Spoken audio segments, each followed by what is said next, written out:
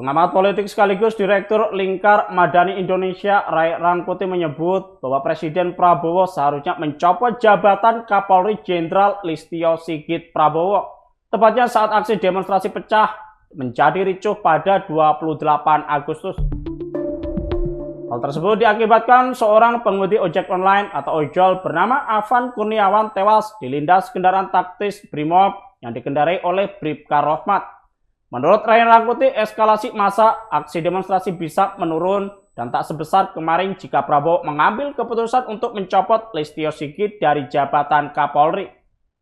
Ray juga menyesalkan Prabowo sama sekali tidak menyinggung reformasi polisi pada saat menyampaikan pidato untuk meredakan aksi demonstrasi.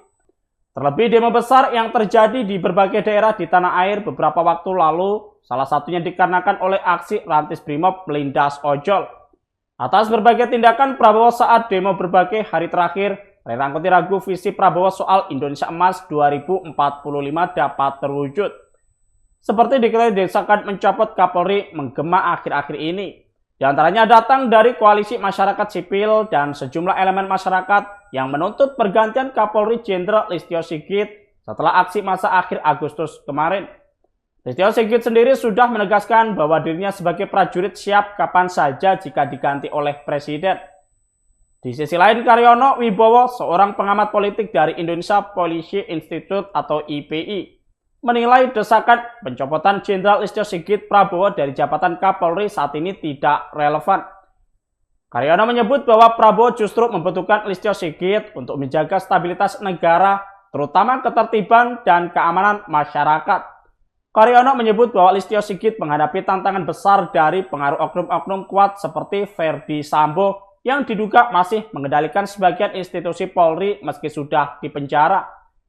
Karyono menjelaskan pada beberapa kesempatan Prabowo menegaskan komitmennya untuk menindak tegas pejabat yang tidak bekerja dengan benar, termasuk di jajaran kabinet dan aparat keamanan.